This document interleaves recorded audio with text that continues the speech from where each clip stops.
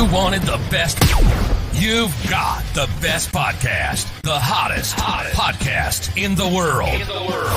The Chris Voss Show, the preeminent podcast with guests so smart you may experience serious brain bleed. The CEOs, authors, thought leaders, visionaries, and motivators. Get ready. Strap yourself in. Keep your hands, arms, and legs inside the vehicle at all times, because you're about to go on a monster education roller coaster with your brain. Now, here's your host, Chris Voss. Are you ready to podcast? I shouldn't do that. It's probably going to get me sued for copyright. Welcome to the Chris Voss Show, folks. I'm your host, Chris Voss. You may have heard of me. We've only been here for 13 bloody years. Jesus, what more do you want from me, people? It's me every time. Like, if it's never not me, that's a bad sign. So, but I'm sure that, I don't know, whoever would replace Chris Voss in the Chris Voss Show would be like, I don't know, a good stand-in. Like, I don't know. I'd have to get somebody who's funny. Well, who did Carson usually have stand in? I think everyone else is gone that used to stand in for Carson. Anyway, guys, welcome to the show. We certainly appreciate you guys coming by. I hope you're having an awesome day. And always, the Chris Voss Show is the family that loves you, wishes you to have an awesome day, which is unlike most of your families. You know, we all have that one family member who's out to get us. We all know what that's about, right? Anyway, guys, be sure to refer your family to the show. Go to itunes.com. You can do a 5-star review over there. We have the most beautifulest reviews on the Chris Voss Show. I sit on some days and just read them and cry and weep at the love that pours out from them. So if you get a chance, go get us a 5-star review and some love over there. iTunes, let's see, youtube.com, goodreads.com. Lots of stuff we're doing on LinkedIn. Go see the crap over there. And also on TikTok, go see what we're doing on there. We have an amazing, brilliant mind on the show today, and it's not me. We've all seen that movie. But that's why we invite these brilliant guests to come on the show. Amy Mosher Berry is on the show with us today. She is the founder and CEO of Vision Internships. It's a dynamic social entrepreneur and community development professional that she is, with over 20 years of diverse project experience in for-profit, nonprofit, and public sectors, including 10 years running her consulting firm and 5 years teaching college. Vision Internships helps purpose-driven young people get meaningful, real-world experience serving social impact organizations in need of project support. Now in her fifth program cycle, that might be 5 years. We'll find out from her in a second, get some clarification on that. Visions is revolutionizing internships for young professionals, host organizations, and the world. Amy holds a bold vision for the company, leading programs and growing her team and business development efforts. She's a certified project managed professional with a master's degree in community development and a BA in environmental studies and Spanish as well. I was going to try and pull a Spanish word, but I can't think of it. Oh, Chris, do it. Uno. Anyway, she lives in Massachusetts and enjoys traveling and giving back. Welcome to the show, Amy. How are you? I'm awesome. You wow. know, I think we're done here, Chris. Yes, I just did the whole show. Welcome. Thank you. Good night, people. No, seriously, don't leave. But no, I used to be able to count to 40 in Spanish. I flunked Spanish, but I used to be able to count from 0 to 40 in Spanish, and I won't suffer that to anyone on the show. In just the tens? Yes, but I do love authentic Mexican food. I think I'm going to actually move to Mexico and marry a wonderful, round Mexican woman who can cook like nothing else. And so that's I'm wearing half of the Mexican food I've eaten in my lifetime anyway. But welcome to the show, Amy. No one wanted that vision in their head. So we'll move on. Buena suerte con eso. Good luck with that. Hello, Chris. Did you just swear at me? And no, I translated it immediately so that there was no injustice in the space. Oh, okay. Well, that's usually what happens when I go to the Mexican restaurant. They're like, "Oh, gringo, what a stupido." Anyway, elote, which is usually what I order. I love elote. I live on that. But welcome to the show. Give us your .com so people can find you on the internet. Oh, you're too much. Fantastic. Well, hello, everyone. Thank you for being here, tuning in, hanging out with us. So the website, Visions with an S, visionsinternships.com. And we're also pretty active on Instagram, Facebook, and LinkedIn.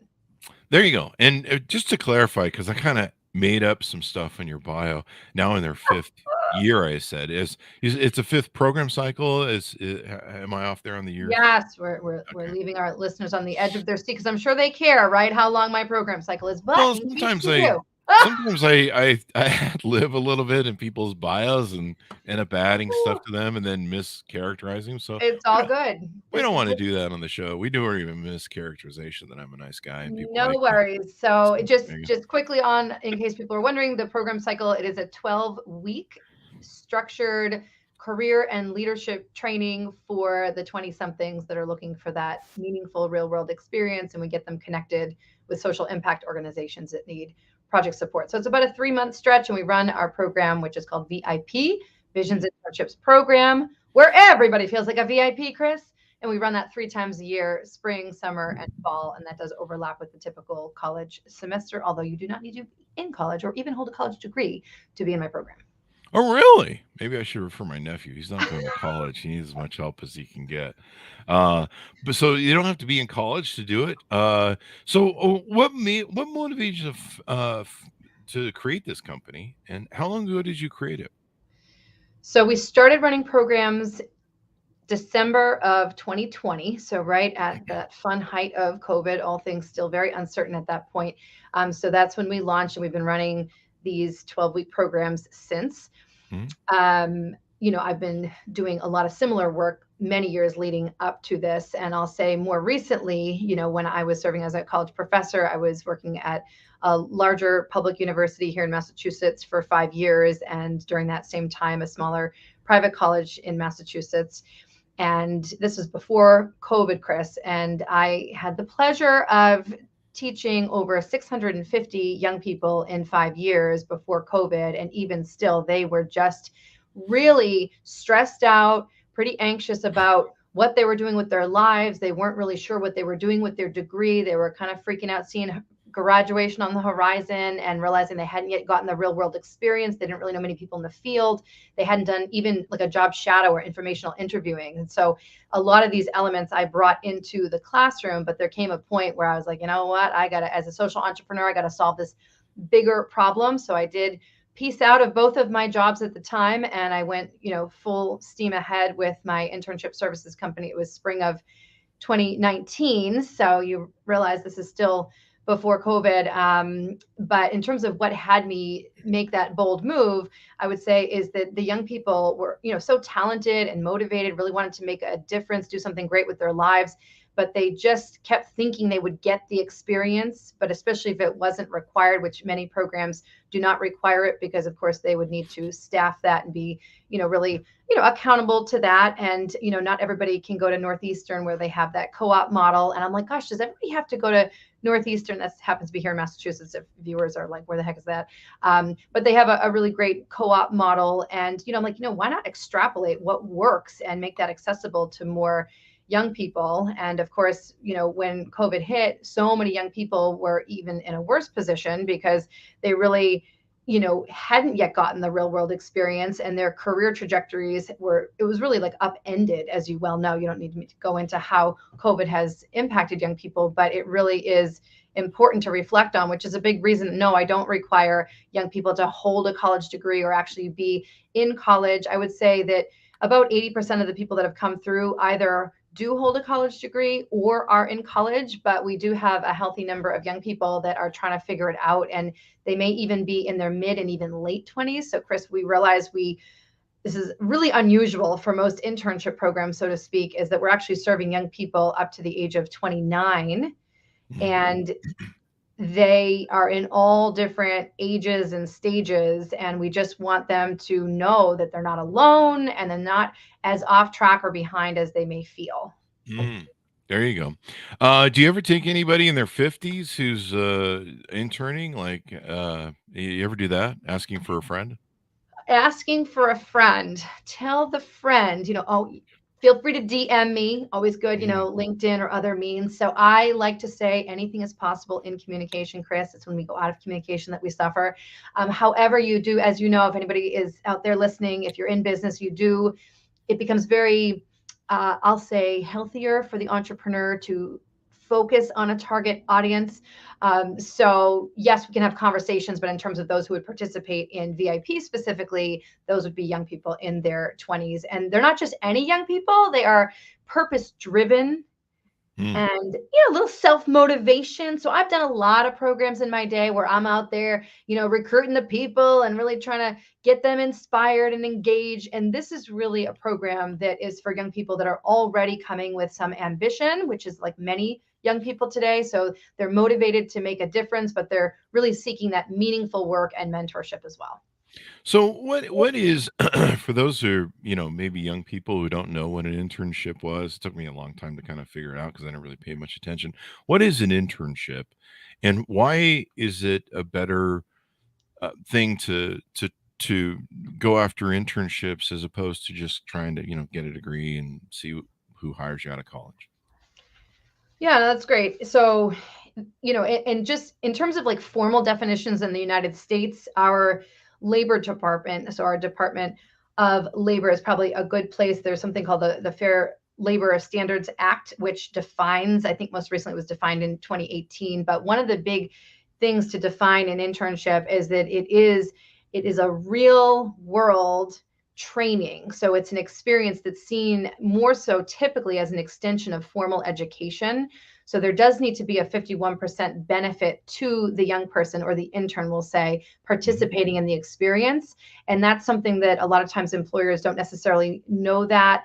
They're looking to try it before they buy it. It's a performance-based world. They want to sort of see if this is a good fit. Internships are similar but different to an apprenticeship. An apprenticeship is typically when somebody has already done more of that career exploration and they've sort of gotten themselves into a place where they know they want to pursue a certain trade. And so they're working more full time, and those apprenticeships are typically paid. Most internships are unpaid, although that brings up a pretty contentious issue. A lot of young people are, understandably, because they're trying to get the experience, but also need to feed themselves. And in many cases, they're living independently. But as we know, many young people are not living independently, and they may have moved back with the family or the parents. So, an internship is really the opportunity as part of an educational experience to get real world experience and to also, theoretically at least, get mentorship. Now I'm extrapolating on your question, but I'll just say that one of the big reasons that I launched my company, it's not just because I saw the young people that were struggling to get real world experience. They didn't know where to start, right? They also were in this moment where so many organizations are, I hate to be dramatic, but desperate in many cases for the right talent and project support, but they simply don't have time to find, train, or manage young people. So that's really where we sort of came into existence, because organizations, even that have or had an internship program, they may mean well. They want to mentor these young people and bring them into the fold, but there's so many elements to a successful internship that those organizational leaders just legit don't have time to deal with, because they're putting out those more urgent operational fires, as I know you understand. And so oftentimes the young people are feeling like they're lost in the shuffle, and they're not getting the guidance, and they're just sort of tolerating the scenario to, cash in on the, that promised credit, or maybe there's a small stipend. But internships are typically, they're typically not paid, although there is a movement behind paid internships for obvious reasons, because we want to make sure it's I agree with that premise, but the problem with the conventional internships is that they're really not working for either the young person or the host organization, which is really why Visions internships exist in the first place. There you go. One thing, I give advisement to young people and that I come in contact with, or, friends in our circles, and we have a huge gaming community. And because we review a lot of gaming products, the Chris Voss Show plug. But I tell them, try on different things. See what works for you. The sad part about America is we don't have a system like the Europeans do, where you get to you try on different trades and you find what fits you and what works for you. And I think that's one way people can use internships to maybe, whether it's targeting something. Like, I know a lot of young people, especially people that go into news or journalism, they're like, I want to go intern at like CNN or a big newspaper like Washington Post or something like that. They want to target where the arc of where they think they want to go. But also, I would say it's probably a good thing for like, do I really want to be in communications? Do I really want to Exactly. be in journalism? Do I want to really maybe go over here and Yeah. do something else? I think of some of the great people that came in through internships. There's I've got Stephen Colbert here on the side. I'm thinking of Letterman, and I can't remember the guy who came up with. He had the talk show, but he came up from NBC Page. There's a couple of different people that came up from being NBC Pages and Hmm. internships, and went on to have great careers. And you never know where it's going to go, but also to Right. try on stuff that you like. As an Exactly. entrepreneur, I've started 27 different corporations. Wow. I mean, trying on different things and doing different things, finding what I like, going on like, I don't want to do this anymore. Um, trying out what you like, you can better find what you love and see if Definitely. you like it. Well, and that get to your question about what is an internship, and an ideal internship is that it provides that career exploration, right? Mhm. And you're getting mentorship and ideally feedback from people that are in the field, and you're able to be exposed to what they do. What's a day in the life? It's sort of like an ongoing informational interview. And if, especially if young people are watching the show, that's a really great thing to put in your schedule. Let's do 3 to 5 informational interviews this month. That's a cool way to network, and it doesn't put anybody on the spot. Like, some people, especially young people, are like, oh gosh, networking, it can feel daunting, Mm. right? And I always say the secret to success is truly FU, won't follow up, Mhm. right? So you see where I was going with that. But the idea that to put these types of sort of work readiness practices into their schedule, and I sort of joke that an internship, if done right and designed and supported well, it's almost like an ongoing informational interview where you can just continue to build your professional network, build your confidence, your clarity in what you're doing. And yeah, people actually, and this is why I coach my young people, like, do you guys know that it's actually, even though people may have busy schedules, it's actually a compliment, not a burden, to reach out and ask a little bit about what they enjoy about their work.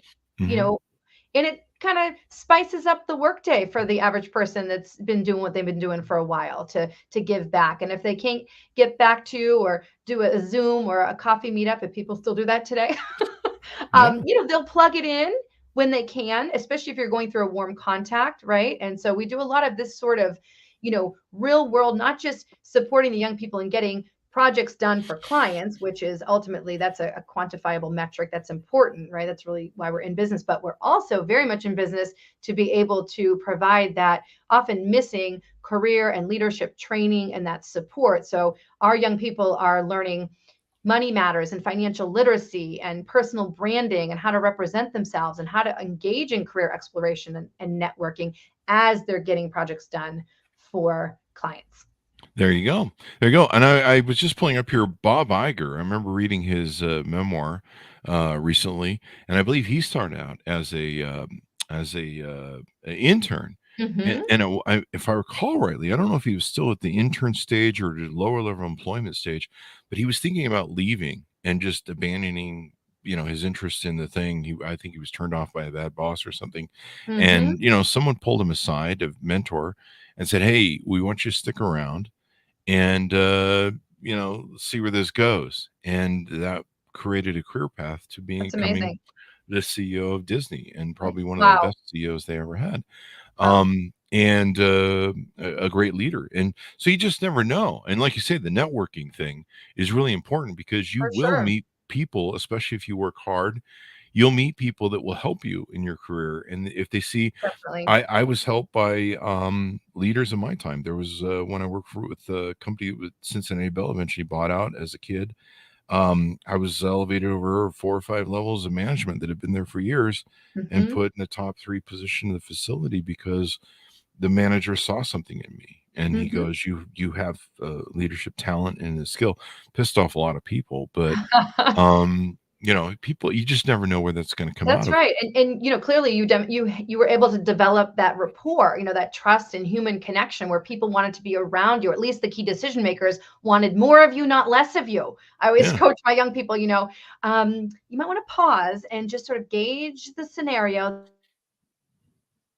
does this person want more of me or less of me, right? And so we practice that self-awareness. We talk a lot about emotional intelligence, and we practice empathetic communication, listening. We have, right, two ears and one mouth. So there's just so many things that I think go under the radar for young people. Like they didn't take necessarily a course, if you will, in EQ, emotional quotient or emotional intelligence, right? Like how to really leave people feeling inspired and wanting you around, which, as we know, people tend to hire you because they like you or they are like you, right? And to your point earlier, oftentimes, especially people that are in their 20s, that they've got a lot going on. I often refer to the 20s as like our turbulent 20s. I mean, I wouldn't exchange mine for the world, but it was turbulent. It wasn't easy. And, you know, we tend to be kind of easily influenced, of course, by the people around us. And statistically, people of all ages do leave bosses or supervisors that they're incompatible with, we'll just say, to say it kindly, before they leave a so-called bad job. They're going to leave that bad boss before a bad job, no matter what age, especially our 20-somethings that don't necessarily have the longevity of experience to draw from and keep perspective. Yeah. And, you know, that was the other thing I found when I worked for other people. I found, you know, who I worked with well, and I started to identify very early on different leadership styles. And Great. one I hated was the high school popularity leadership style. And it was you know, no one cared about how much work you did. It was about kissing the boss's butt and constantly adoring them or whatever, you know, heaping praise on them. And I found that I did not like that, and I did not want to work for anybody who's like that. What are some top challenges that young people are facing today in their 20s? We talked in the green room a little bit about this phenomenon. I'm not sure I think it's always been there, but it kind of trended on TikTok, and so a lot of, I'm sure, people in their 20s saw it. The quiet quitting sort of trend. Let's talk a little bit about that and some challenges that young people have. Yeah, I know that's come up a lot of all age brackets, really, you know, and I'll comment on it in reference to something that we tackle called the purpose gap, especially for the young people, which I think has been talked about a little bit less, but it's not my term, so I do need to give credit where credit was due. If people Google, there's a 2019 study that was done pre-COVID, and it was Bates College and Gallup research, and they determined that more than 4 out of every 5, so more than 80% of today's U.S. college graduates are seeking so-called purposeful work, where they're looking to give back to the greater good. They're looking to make a difference beyond just their own survival, their own paycheck. So they certainly want that livable paycheck, but they also are looking for purpose alongside of that paycheck. And so I mentioned this, especially in reference to the quiet quitting phenomenon for this age bracket, because I do believe that a lot of young people are honestly misunderstood, Chris. And I do believe that I pretty effectively, me and my growing team, you know, we go to bat for the young people, because I do think they are often misunderstood and sometimes undervalued, in some ways understandably, because it's sort of like this gap in the generations in the workplace. But young people, from what I can see, and especially these are the kind that I tend to draw to my program, they happen to be pretty self-motivated. They look at the world. They're not blind to the social and environmental ills of the day, and they want to make a difference, but they're struggling just to even make sense of their own lives. COVID certainly knocked them off track. If they were, think about it, 19, 20, 21, when COVID hit, they're now 21, 22, 23. Many of them actually hold a college degree. They were able to, in many cases, miraculously, you know, still achieve that. It's a great milestone. So kudos to you if you're out there and you fit this bill. But, you know, they're not alone. If those that do hold a newer college degree feel in some ways like they're a little bit experiencing that imposter syndrome, like they feel like they don't have the confidence that they thought the college degree would represent. And so they're not as confident or clear or certain. And a lot of times they're also at the same time where they're struggling, whether they're already working, maybe they're dissatisfied with their current work, which touches on that. The quiet quitting is that they may be showing up, but they're not as actively engaged as the employer would understandably like to see. But often there's another dynamic going on for a lot of young people, and it's not to stereotype all, of course, but that the housing crisis is absolutely at the root of so many young concerned, like they're not moving forward as they had hoped, right? Whether or not they have that college degree, now they find themselves 23, 24, 25. Oh my gosh, I got to stick with this, job because I'm going to get booted off of my parents' insurance. Plus housing is, $2,500 a month, depending on where you live. And so they're feeling like stunted in many areas of their own growth and development.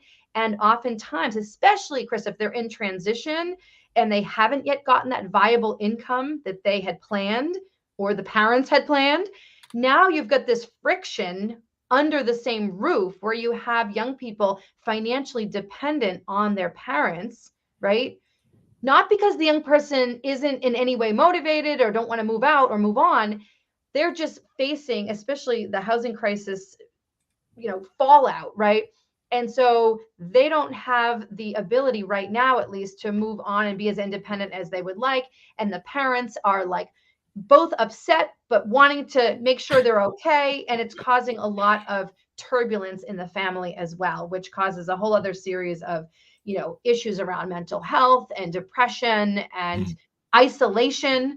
Even though we're a little bit less isolated, there's still a feeling of social isolation and even a shame associated. A lot of young people are feeling ashamed that they're in the current situation that they're in. That's true. I mean, they you when you're young, you want to get the house, you want to go do your life. Inflation isn't going to make it any Yeah. better. I mean, if we're seeing some inflationary pressures from the war in Russia and the Ukraine. But you bring up a good point. I mean, I remember one of my biggest problems when I was starting out, when I was young, was you couldn't get a job because you didn't have experience, and it was kind of like credit. It's like, hey, can I get some credit? And they're like, do you have credit? We'll give you credit if you have credit. You're like, well, how do I get credit if I don't have credit? Like, yeah, like I can't get a good job unless I have job experience. It's a vicious circle. We call it the dog chasing the tail. You need the job to get the experience. You need the experience to get the job, right? And then if that circle goes on too long, you start to doubt yourself, right? And then you sometimes, right, depending on people's personalities and their social networks, right, they start to, pull back. And in the very moment, especially in their, say, mid-20s, where that's like the moment to really make some moves and take some risk when you don't have as many, perhaps, family or financial obligations during those years. For many people, that's not the case for some. But they're at the same moment that, it's a great opportunity to take those educated risks and expand, and not just go outside of your comfort zone, but actually expand your comfort zone.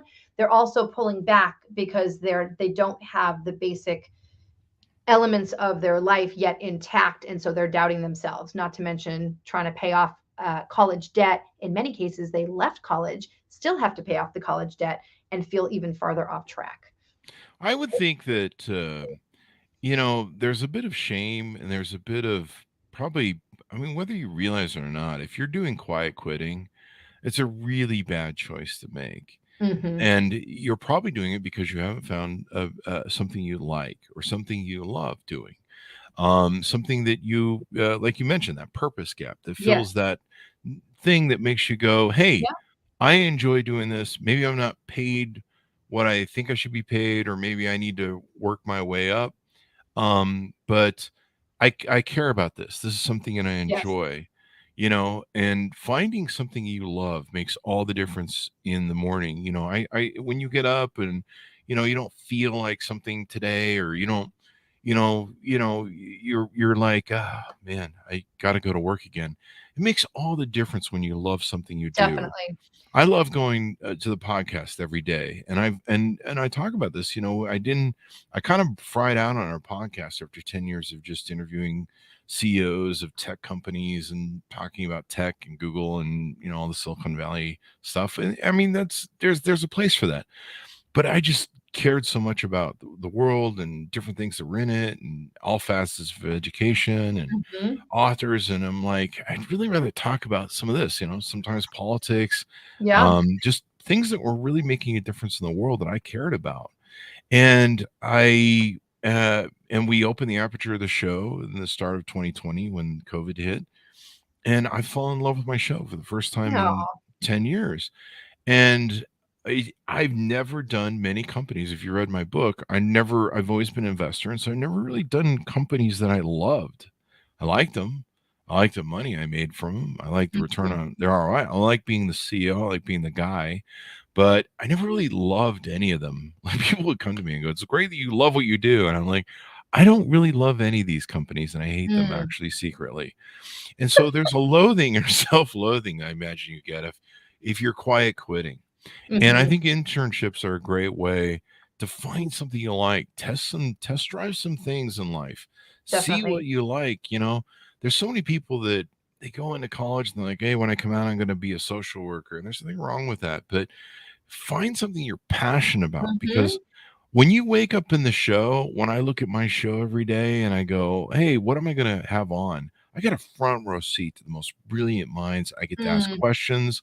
I watch a lot of these people. They're on TV. They're doing their book tours. And, I'm like, I'll watch the interview and usually they can only do like 3-minute blurb on CNN or MSNBC or, Washington Post. And I get to go, those are stupid questions. I don't like those questions. I want to ask some better questions. Mhm. And so I love it. I love it. And I get to it's like a front row education where I get to interview the most brilliant minds and the best ideas. And of course I'm an idiot, so I get to sit here and go and soak it all up. And then I end up smarter for it. And there's sometimes I get off the show. There's literally times when I get off the show and I go, I don't care if anybody likes that show or watches it. I don't even care. I learned so much and I'm Mm. smarter for it. And I'm just going to go lord about for the rest of the day because I know that I raised my IQ a few points. So loving something that you care about, it makes Yes, all the difference in the it world. does. It really does. There's nothing worse than waking up and having to go to a job or something you don't like. And I've made lots of money and stuff and hated going to work every day. Mm. And I mean, we're Yeah. talking a lot of money on stuff and still hating going to work every day. There's nothing worse than when you're making a lot of money and you still can't get motivated. Well, And it, and it it's a sense happens. of like fulfillment, Yeah. like the full sense of that is like being filled up by a sense of purpose, something greater than yourself and your own immediate survival, that you're up to something, you're not only, able, but you're willing and wanting to do something to support the greater good socially, environmentally. Absolutely. I can't agree with you more that, when you get to go to work versus have to. And that is certainly a mindset, right? There's always aspects of our work, even in the most purposeful work, that there are elements and aspects that we don't love, but we can stay motivated because we remember the greater good. And this is really the design of my program and why I sort of put all my chips in. I am a full-time now entrepreneur. I'm also a single mom. I'm just going to shout that out. I have a 5-year-old, and that's not the way I Oh, thought things would go in my life. But I have this little one who absolutely sees herself as the VP. Either one day, it depends, VP of operations, or she's also my chief motivational officer. But she's like looking at me, seeing, how much I work, how much I've put in. In fact, I chose of course, my daughter and her world first, and my business over our home because I believe so strongly in what I'm doing. And it's not just about me getting more projects done. What moves me to pieces right now at this point in my life is that I get to train and mentor and support young people that are already wanting to make a difference. And I get to give them that extra push and support that they're not really even used to getting, especially if they're outside of that typical college structure. And we exclusively contract with socially and environmentally impactful companies. And I'll just give a oh, sense to your point, Chris, about the kinds of work, at least up to this point, we've been contracting with organizations such as those who are serving and advancing issues around food security, food distribution in our local communities. We've certainly worked with clients that are serving veterans, recently returning veterans, older veterans that need various social mm, service wraparound services. We've done a lot around youth employment, youth jobs, entrepreneurial support, local economic development, girls empowerment, green and sustainability cleaning and products. Affordable housing is a massive issue. We've actually had a client renew with us several times over, and people are going to, in the coming months, hear of a movement called, I don't know if I should say this right here and now. It's not really out there yet, but it's called Breaking Housing Matters. And it is totally bipartisan. It's not about the whole political divide. It's really acknowledging people's basic needs. But these are the kinds of social and environmental organizations that we support. And why? Because young people, when they're learning new skills that can scare them sometimes. So if people are like, well, what the hell kind of work people in? How do they help clients, which is probably, I guess, slightly useful. So let me mention a few sort of areas of types of project categories, if I could, Chris, so that people can get their head around what we might be doing for our clients. So qualitative, often community-based research and outreach work, process improvement. We engage in actually consulting and implementation of new solutions, stakeholder outreach based on what our clients need, social media support, web content enhancement, event and program assistance, fundraising support, and also corporate social responsibility. So you have a lot of organizations, and they may very be for profit, that actually have a social mission stated, and it's often called corporate social responsibility or CSR statement. Some people even get wild and have a CSR coordinator or director for the mid or larger organizations. So we help to breathe life into some of those statements. If you say that you care about, feeding hungry children in your area, but you don't have anybody staffed or accountable for that, we could actually help to breathe life into that kind of social impact program. Does that make sense? That's definitely handy. So let's talk about that. So let's switch gears over to that side of it, because we've talked a lot about interning and young people and stuff. So what are some of the challenges that a lot of leaders and companies are facing when it comes to attracting and retaining young talent? We should also probably talk about how do companies that might be listening to this reach out to you that would be interested in your internship programs. Great. Awesome. So all this time, so we're coming up on 2 years, we've been running this one core program I mentioned a few times called VIP Visions Internships Program, and that's for the young professionals as well as the organizations. So for the organizations, basically what that looks like is it's essentially like you'd be partnering up with a micro project consulting firm, if you will. So I'm the key person that's engaging with the prospective client, and we're scoping out project needs.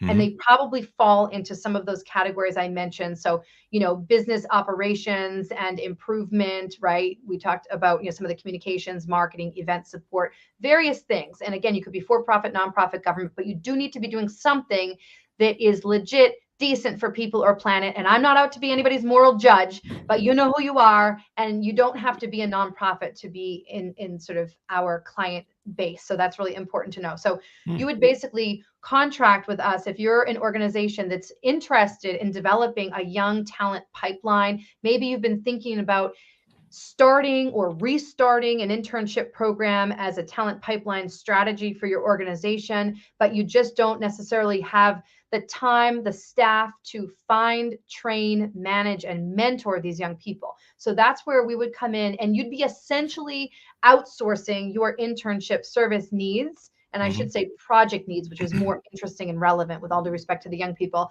But to the businesses, they're looking to get shite done. You know what I'm saying? Like they're looking to get it done. They're looking to take the burden off of their frontline staff so that they can be freed up. And certainly the executives need to be freed up to run and grow their businesses. And obviously we got to be putting out fires at the local level, the program level. So they need somebody who's going to basically connect them to young talent that they don't have the time to organize. And they're going to get to see these young people in action, right? So the young people are building confidence through doing, and the organizations are getting to, wait for it, Chris, ready? Meet with us. Our current model is that we have what's called a status update meeting, typically Thursdays, once a week. It's usually in the 40 to 60 minute range.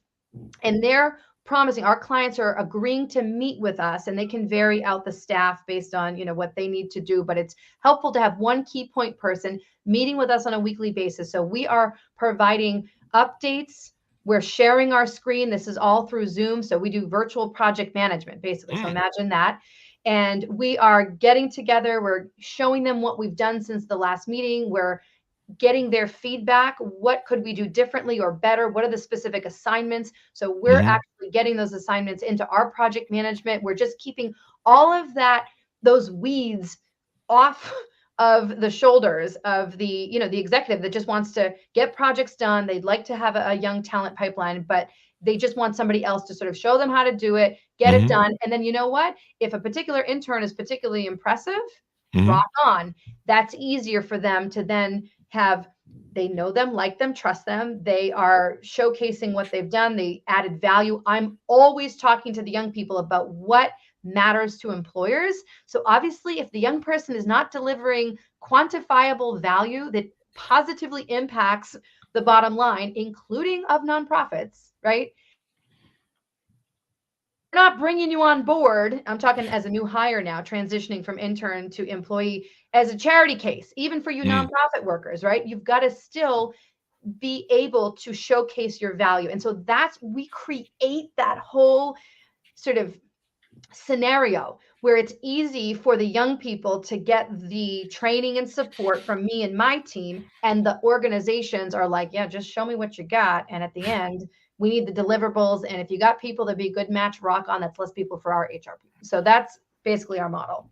Do you ever find that some young people, like maybe you place them with a certain employer in a certain category of industry, and maybe it's not a fit for them for either, on either side, maybe, and you go, hey, you might be better served over here in this industry. This might be, we kind of understand you better more and what your fit is. Why don't we place you over here? So I do a lot of upfront legwork, Chris, to try to avoid that mid-program because it can be disruptive. It's not impossible. I do have an element of my program design where we actually have 2 young people matched up with one client, and that client can be represented by various people in that business, of course, whatever works for them. We also have a couple of people that are considered sort of assistant or sort of, colleagues that could assist if those primary interns for their main client need a little help. So, it's actually never happened because I do the kind of legwork I do. I have a pretty strong background in, assessing and empowering people and making sure that we're doing good matches up front. There's obviously some qualifying criteria for both the young people and the organizations. But as we grow, it's bound to happen. And we do have that one way. Once, we're off to the races and we're in the middle of a program, I still do have at least another option for somebody that it might be a better match to swap.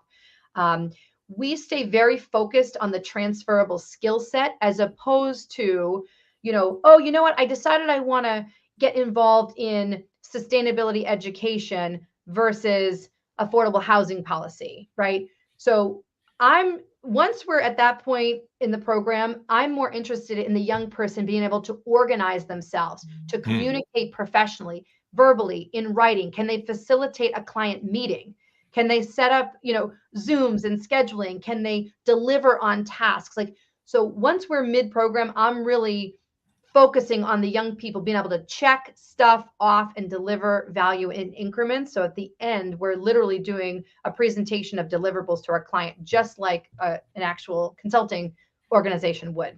And I'll just say, thank you in advance to any organizations that may be considering partnering with Visions Internships, because, you're not getting all of, me and my direct time as a strategic project management consultant. You are getting me supporting young people who are learning to deliver that value. So sometimes we scope something out that obviously if you were to pay a consultant directly, you'd be getting that right person and get it done probably faster, arguably slightly higher quality. You know what I'm saying? So our clients need to buy into the fact that we are also, not so much them, so we take this off of them, but we are investing in these young people and training them, preparing and supporting them so that the organization doesn't have to at the level that they are used to, which is why most organizations avoid running and managing internships in the first place.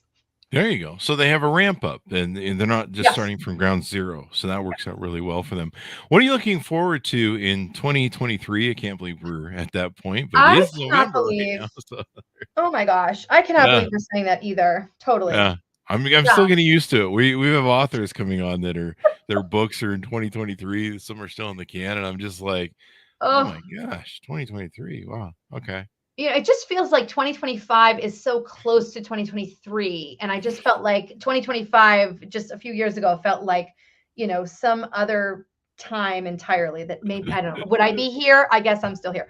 What am I looking forward to? I mean, I'm really looking forward to scaling what's been working, leaving behind what's not been working. I've definitely been up against a little bit of a bottleneck as an entrepreneur who's been very active in all elements of the operation. So we're really excited to be hiring. We're planning to hire, 2 part-time to start, and hopefully 3 or 4 by the end of 2023. So we're really looking to grow our team to be able to adequately support more young people and more client organizations. So me as a founder at this point that I'm still standing, I am probably bigger impact that I know we're capable of making. And I've been focusing on solving small so we can scale big. But I can say too that in 2023, something that we're finally responding to, which has come up now over the last couple of years, more so from, I'll say, the client organization perspective. So they really would like to tap our growing talent pool of young professionals who have been trained by us. They've come through our program. They have completed our program in good standing. So we have this growing talent pool that is attractive to employers. And so we aren't only going to be providing, kind of like a casual sort of customized membership model, most likely is what we're looking at, probably like monthly and annual option where companies can partner up with us, especially if they have hiring needs or they have project support needs. So whether or not they actually were considered a VIP client, and of course, you're all very important people. I'm referring to our program name, right? So even if you weren't a VIP client, you can still partner up with us through our new program we're rolling out in 2023 called Visions Associates. And that benefits both the young people and the organizations. But it's basically that talent pool. And it's not just a connection, it's actually addressing this employer demand that we've had around new hire support. Mm-hmm. So whether they're bringing that person in now as a paid intern, because we don't just have perpetual unpaid interns, right? Oh. And I should say, this is kind of wacky. We're not in so many ways your average internship program, but I can tell you that what's really bonkers about our model is that we actually charge the young people $500 to participate in our training and development program. We're training at a very high level. I've done the math. It's about $10,000 equivalent as to what I'm pouring into them for 12 weeks. And so we charge a little bit. And for some people, that's a lot. Back in my day, $500 was a lot of money. So we don't want that to be in the way. We do have a growing pool, a scholarship fund for anybody. We don't want a few $100 to be in the way. Our main source of income is obviously from the client organizations that are contracting with us for project support. But we're dealing with this sort of issue where people are like, oh, wow. Okay, we want to bring in new people, but young people often still have all these other transitionary needs when they're starting off in a new job that we may, as a company, as a client company, may not have the ability to really handle this. So, how do you talk to a supervisor? How do you, come up with specific questions? And how do you approach different scenarios, troubleshooting? So we'll do role playing, we'll support them. And what are the goals what are they delivering of value this week for their employer? How are they managing their time and their tasks? Are they accountable if their supervisor is on vacation, right? Like there's all these different things that happen in the real world that we're offering this additional service where they're not only companies can tap our growing talent pool, but they're getting a little bit of that support. Usually it's like in the first 1 to 4 weeks of that early stage employment. So I'm excited about that.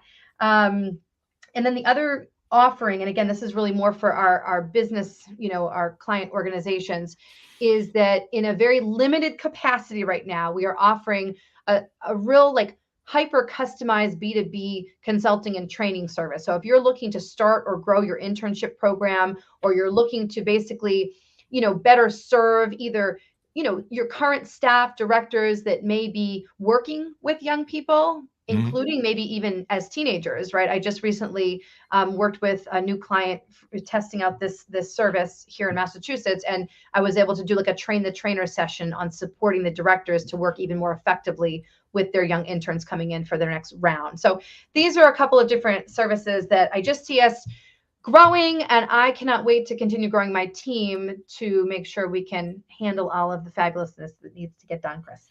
Well, that sounds awesome. You got a lot of great stuff going on. I would highly recommend people get into internships. Find what you love, find what you're passionate about. There's so many people I know that they do a job and they go, they're like, I think this is what I want to do. They go do it for 20 years. They hate themselves. They go do it for 10 years.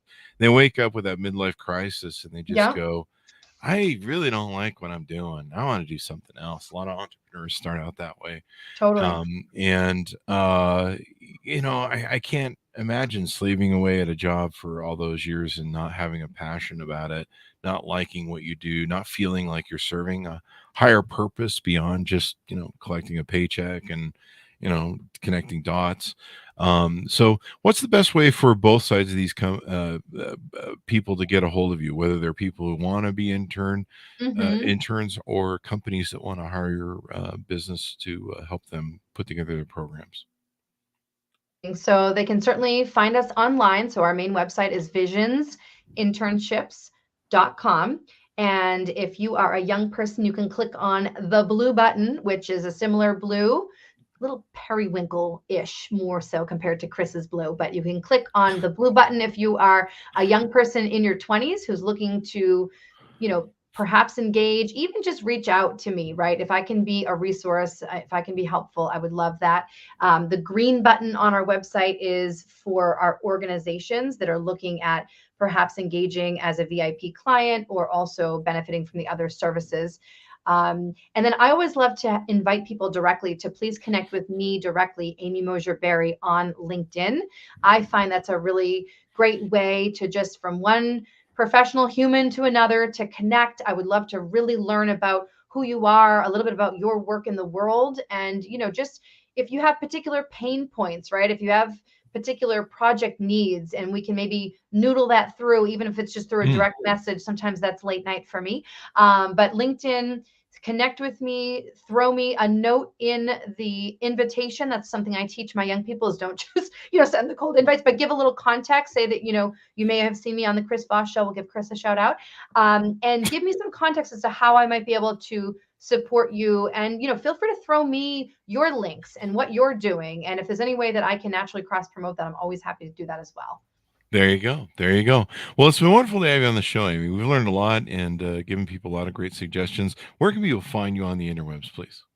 Yes, absolutely. So in addition to our website, again, visionsinternships.com, you can definitely check us out on the various platforms. So on Instagram specifically, and I should say that Instagram tends to target more of our younger 20-somethings, but you're welcome to visit us there. There's a few, there's value all around, but it does that particular Instagram targets our young people, but please check us out on Instagram. It's Instagram. So the handle is /visions_internships. And then you can also find us on Facebook.